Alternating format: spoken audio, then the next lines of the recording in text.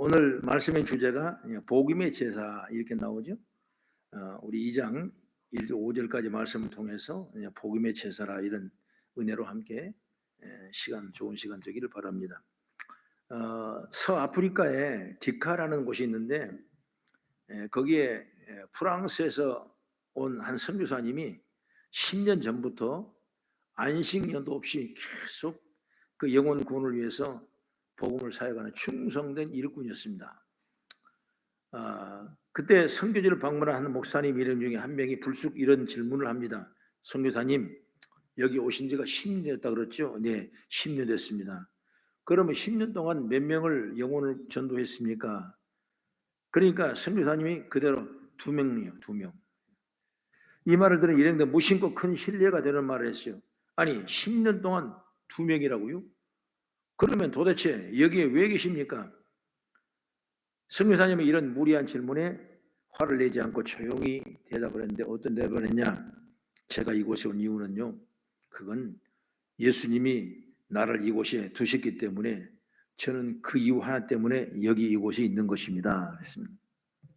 훗날 이 목사님은 자신의 책에 이런 일화를 소개하면서 이렇게 말합니다.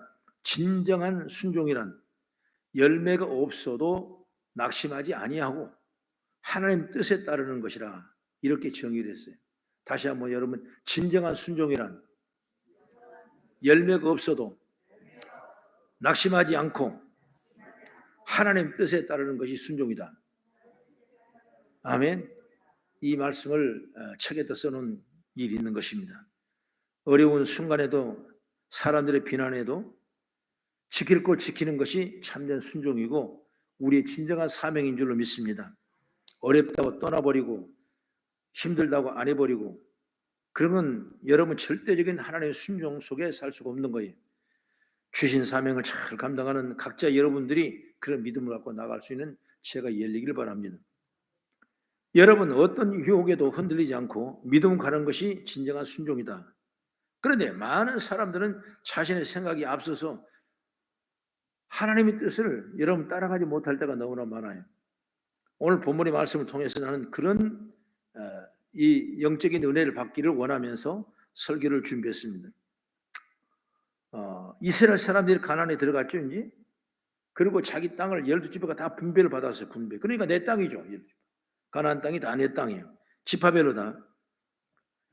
그래서 그 분배된 땅을 찾아 들어가 보니까 아직도 거기는 많은 수많은 말하자면 그 원주민들, 쉽게 말하면 우리를 삼킬 거민 땅들, 안악자손들, 후손들이 많아요 아주. 그래서 온전한 정복을 못했어요. 싹 쓸어야 되는데 쓸지 못했다고 말이죠. 사사기 1장을 읽어보면 거의 모든 지파들이 자기에게 분배한 땅을 다 차지하지 못합니다. 일부는 차지했겠죠. 그러나 다 그것을 완벽하게 자기 나라 영토를 참지를 못했어요. 두 가지 이유가 있는데 뭐냐면 하나는 상대방이 강해서 쫓아내지 못하는 경우가 있었고 두 번째는 뭐냐? 이 정도 땅을 차지했으니 이 정도면 됐지 라고 아니야. 두 가지 방법. 그래서 한번 성경을 봅니다. 사사기 1장 20절의 말씀 보면 같이 한번 시작. 스불론은 기드론 주민과 나를 주민을 쫓아내지 못하였으므로 가나안 족속이 그들 중에 거주하면서 노역을 하였더라. 그러니까 가나안 족속이 이 지파에 들어가서 노역을 그러니까 노역이 뭐냐? 노예. 그러니까 충분히 그들을 이기고 그들을 몰아내고 승리할 수 있는 그런 여건인데도 불구하고 그들을 오히려 데려다가 노예로 삼다는. 그러니까 노예로 삼을 정도의 큰 힘이 있었다면 얼마든지 정복할 수 있었는데 근데 그걸 잘 정복하지 못하고 그냥 남겨둔 거예요. 이게 모든 지파에게서 나타나는 공통적인 현상이라고 학자들은 얘기를 하는 것입니다. 이로 인해서 남겨둔 그 가나안 족속이 두고두고 이스라엘을 미혹해서 죄의 길로 가게 합니다. 또 이스라엘을 괴롭히는 거죠. 지금 가나 지역에 그 가나안 땅에 수많은 막 이스라엘과 전쟁하고 막 난리를 치지 않습니까? 한 번도 여러분 전쟁이 떠나지 않았습니다. 그래서 아까 성경의 말씀 보니까 옆구리에 가시가 있는 것처럼 여러분 결국 이런 가시를 왜 놔뒀냐? 완벽하게 쫓아내지 못하니까 지금까지 그 결론이, 여러분, 그 시작이, 결론이 어떻게 나오냐? 지금까지도 이스라엘 민족은 끊임없는 전쟁 속에서 중동 전쟁을 지금도 계속 이어가고 있다는 사실을 보게 되는 것이죠. 여러분, 전쟁이라는 건 말로 싸운 겁니까? 말로 안 싸운 거 하지 않습니까? 왜? 서로 포를 때리고 서로 총으로 죽이고 서로 점령하다 보니까 여러분, 서로가 엄청난 피해가 오게 되고 손실이 오게 되고 사람이 살 수 없는 그런 과정까지 갈 수 있는데, 이것이 어디서부터 지금 시작하면 많은 그 지파들이 노예로 삼을 만한 그 정도의 여건이면 충분히 몰아낼 수 있는데 몰아내지 않냐고 그대로 뒀다는 것이 여기까지 왔다, 이렇게 생각되고 있는 것입니다. 여러분, 우리 삶 가운데 믿음으로 걸리면 되는 거 다 버려버려야 돼. 그래야 여러분, 내가 진짜 말씀 붙잡고 살지 이것저것 다 뒤집고 살면 우리는 여러분 전쟁 이길 수 없는 것입니다. 그래서 하나님이 그 문제를 책망하자 이스라엘 사람들이 회개했다는 것이 바로 본문의 내용이죠. 회개했어요. 그리고 그들에게 회개하여 온 것이 바로 뭐냐? 여기를, 이 자리를 복임이다. 복임. 복음이란 뭐냐? 바로 통회하다, 그런 뜻이에요. 통분하다, 통회하다, 통곡하다, 이런 의미가 있는 것입니다. 그래서 다현으로 말하면 큰 울음이라, 이렇게 또 해석을 한 분도 있더라고요. 큰 울음. 이 복음이라는 것이. 그러므로 이스라엘은 회개하고 복음에서 제사를 드리죠. 그리고 오늘 이 말씀을, 읽었던 말씀을 통해서 우리가 다시 한번 우리도 영적인 싸움, 영적인 환경을 지금 있는데 어떻게 살 것인가, 어떻게 믿음으로 승리할 것인가라는 그런 주제를 통해서 복음의 제사라, 이런 주의 말씀 함께 은혜 받는 시간 되길 바랍니다. 그럼 첫째로 뭐냐면, 복음의 제사를 드린 이유는 뭐냐? 이스라엘 백성들의 죄악을 저질렀기 때문에 여기서 제사를 드리는 것입니다. 1, 2절을 말씀 보니까 그들의 죄악이 무엇인지 나오죠. 하나님은 이스라엘을 당신께서 약속하신 가나안 땅으로 인도했지만은 이스라엘 사람들은 하나님의 말씀을 온전히 듣지를 못했다고 나오죠. 그리고 가나안 사람들과 도리어 언약을 맺게 되고, 이게 1, 2절 쭉 나오죠. 가나안의 제단을 헐지 않았다는 얘기 나오죠.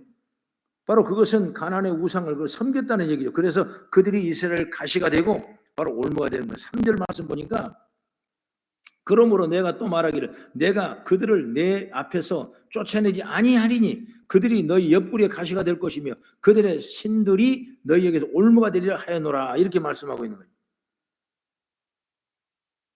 신명기 11장 10절 12절의 말씀 보면 바로 가나안 땅은 하나님 돌보신 땅으로서 1년 내내 하나님과 함께 하시는 좋은 땅이라고 그랬어요. 그래서 젖과 꿀이 흐르는 땅이었어요. 봄, 여름, 가을, 겨울 없이 여러분 계속 1년 내내 매일 좋은 날이다. 그리고 신명기 11장 9절의 말씀 보면 하나님이 그 땅을 이스라엘에게 주신다고 약속했고 이렇게 하시겠다는데, 이스라엘은 바로 뭐냐? 불순종하고 우상을 섬기고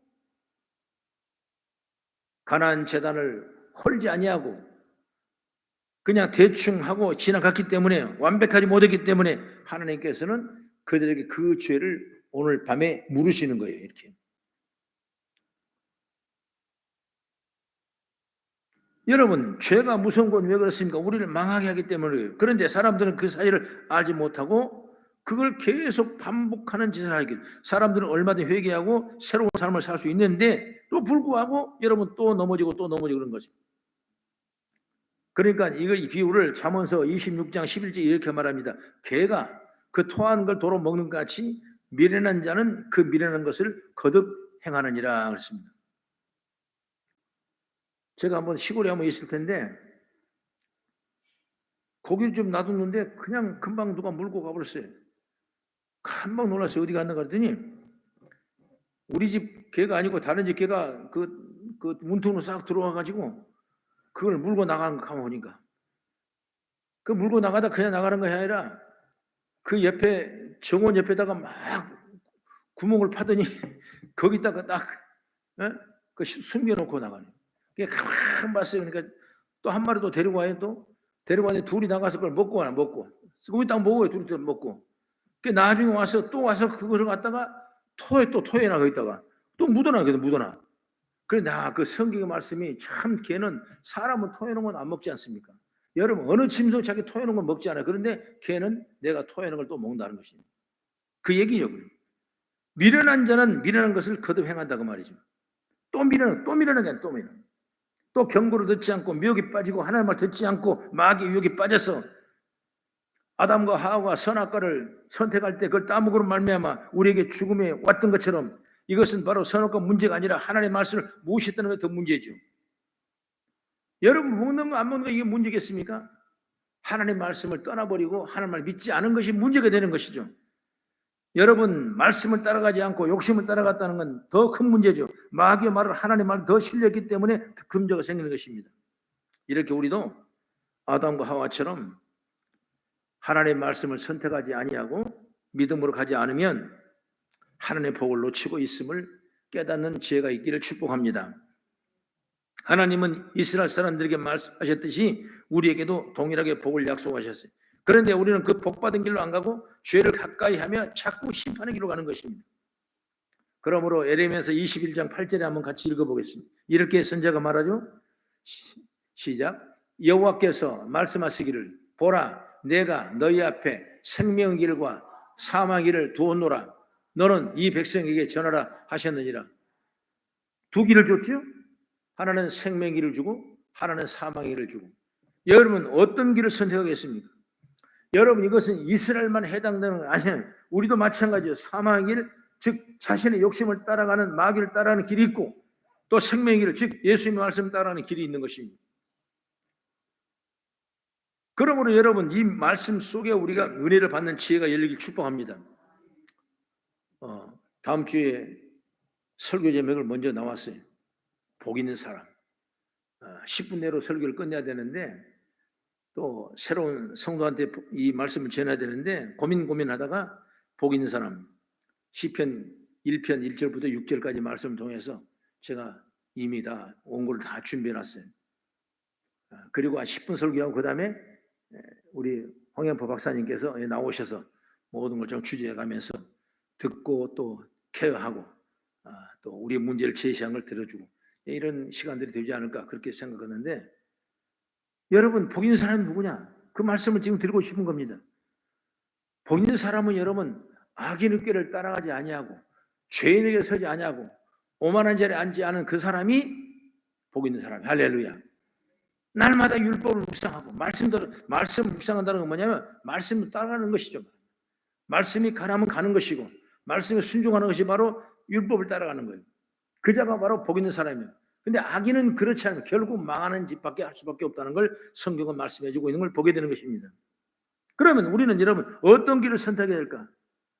우리는 언제나 우리의 선택은 생명의 길을 선택하는 지혜가 열리기를 죄로으로 축원합니다. 최소한대로 오늘 밤에 나오신 여러분들은 복받은 줄 아셔야 돼요. 이 말씀을 들었으니까 이 말씀을 듣지 않는 사람은 여러분 생명의 길인지 사망의 길인지 헷갈려가지고 이리 갈까 저리 갈까 돌아갈까 난리를 치는 거예요.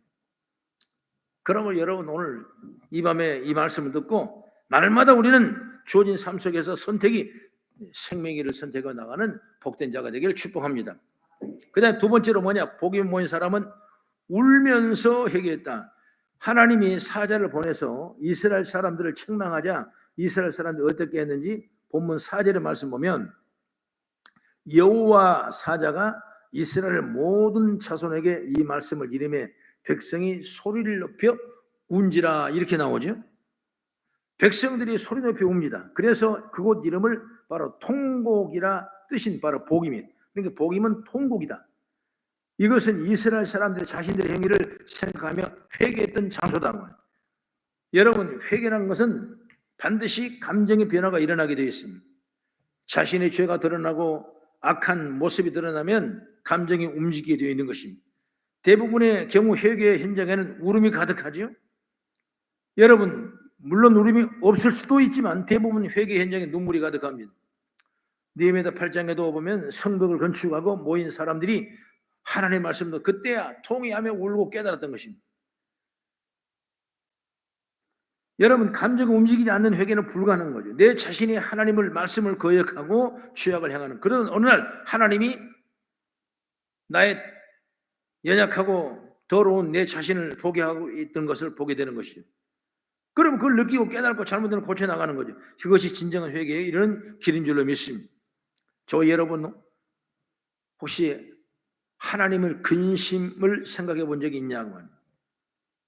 다시 말하면 자녀가 악을 행하면 여러분 부모가 얼마나 근심하겠습니까? 잘못된 길을 간다고 생각하면 부모의 마음이 얼마나 아픈 거예요. 피눈물 나죠.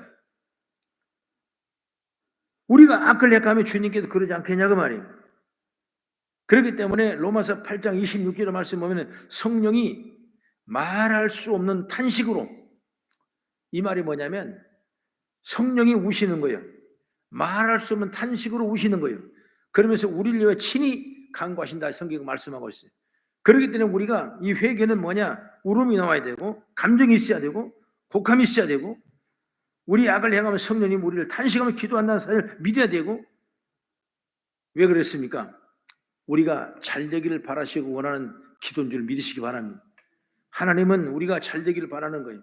절대로 여러분 우리가 못나고 못되고 지옥 가기를 원하신 분이 하나님이 아니십니다. 하나님은 좋은 길로 앞으로 더 큰 것으로 더 많은 것으로 우리를 채우기를 원하고 바른 길로 가기를 원하고 참으로 충성된 믿음의 자녀로 삼기를 원하신 분이 누구냐? 하나님이시죠. 그렇기 때문에 오늘 하나님 뜻대로 살아갔을 때 믿음의 죄가 열리게 될 줄로 믿으시기 바랍니다. 만약 하나님의 근심이 있다면 우리가 죄를 짓는 것 때문에 그럴 것입니다. 우리가 악을 행하는 것 때문에 그럴 것입니다. 그래서 성령님을 때로는 보내셔서 우리를 인도하시고 말씀을 주셔서 깨닫게 하시고 아하 하면서 뭔가 느끼게 하시고 그리고 회개하게 하시고 우리를 향하신 하나님의 사랑을 이렇게 세밀하게 있다는 사실을 놀라운 것이죠. 그러니 우리는 죄를 깨달아지는 대로 회개하여 믿음의 길로 방향을 전환하는, 이것이 바로 회개의 모습입니다. 그래서 회개는 여러분 유턴하는 거예요. 가다가 길이 아니면 다시 돌아오는 것이 바로 회개. 그러므로 우리는 늘 회개의 모습이 되고 이스라엘 사람들은 하나님의 사자가 와서 믿음으로 살지 않는 걸 책망하자 그들이 울며 회개했던 이 복음의 이 자리처럼 우리도 날마다 교회에서는 이런 회개의 역사가 일어나기를 주의 이름으로 축원합니다. 항상 기도할 때 뭐냐? 형식적인 요시적인 가지 먼저 회개를 해야 돼요. 아버지 쉽게 말하면 죄송합니다. 잘못했습니다. 여러분 그러면서 성전 뜰을 밟은다면 이미 여러분 회개의 열매는 우리 삶 가운데 열매게 되는 거예요.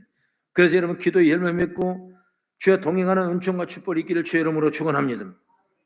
그리고 마지막으로 세 번째, 울면서 회개한 사람은 거기서 뭐 했냐? 바로 제사를 드렸다 그랬습니다. 오늘 5절의 말씀을 같이 봉독합니다. 시작. 그러므로 그곳을 이름하여 복임이라 하고 그들이 거기서 여호와께 뭐라고 그랬죠? 제사를 드렸더라. 우리식으로 말하면 예배를 드렸더라. 여러분 우리가 매주마다 예배드리고 수요일마다 예배드리고 이렇게 예배할 때 여러분 하나님의 축복 속에 역사가 일어나는 거예요. 이스라엘 사람들은 성경에 나와 있지 않지만은 여러분 끊임없이 예배를 드렸을 것입니다. 왜 그러냐면 이스라엘 백성은 5대 제사가 있지 않습니까? 번제와 속죄제와 속건제와 소제와 여러 화목제 이런 5대 제사가 있어요. 이런 번제는 뭡니까?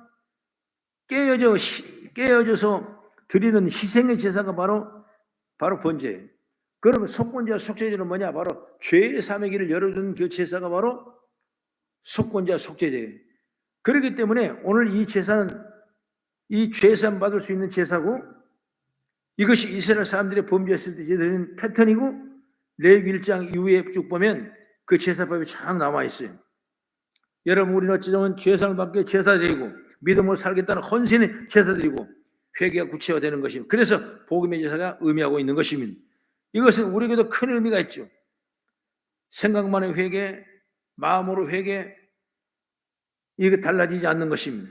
여러분 회개는 그야말로 말로 그치는 것이 아니라 여러분 우리는 진정과 신령으로 내가 희생하며 헌신된 그런 회개 속에 아름다운 열매가 맺게 될 줄로 저는 믿습니다.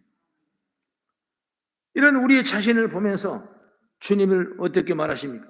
로마서 12장 1절에 말합니다. 너희 몸을 하나님이 기뻐하시는 거룩한 산 제사로 드리라. 이는 너희가 드릴 영적 예배니라고 말씀하고 있습니다. 우리 몸을 산 제물로 드려서 예배를 통해 변화되기 시작하라는 것입니다.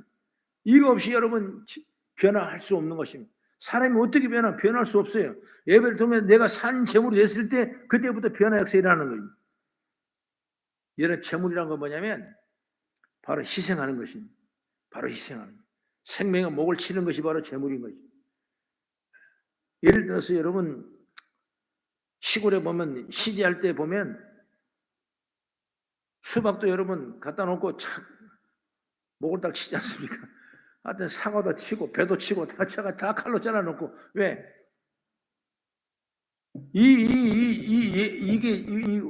헌신된 그 재물이 되기 위해서 그러는 것입니다. 여러분 생명으로는 여러분 우리가 죽어야 여러분 어때요? 재물이 되는 것입니다. 재물 자체는 죽어지는 것입니다. 번제는 그냥 드리는 것이 아니에요. 여러분 재물을 우양을 가져왔으면 그걸 철저하게 죽이고 피를 빼고 여러분 태워서 연기로 화해드리는 것이 바로 뭐냐? 바로 번제거든요. 철저하게 내가 희생과 죽어지는 것이 바로 뭡니까? 바로 번제. 모든 예배는 다 번제가 되어 있는 것입니다. 그러므로 우리 몸을 산제물로 들여서 예배를 통해 변화가 시작되게 하라는 겁니다. 그것이 우리를 향한 하나님의 마음인 줄 믿습니다. 미국의 유명한 에드워즈라는 목사님의 일화에 이런 얘기가 있는데 그가 목회하던 교구 내에 주정뱅이 도박꾼으로 교회에 나오지 않는 사람 하나가 있었답니다. 한 번은 이른 아침에 파랗게 질려서 에드워즈 목사님에게 달려왔습니다.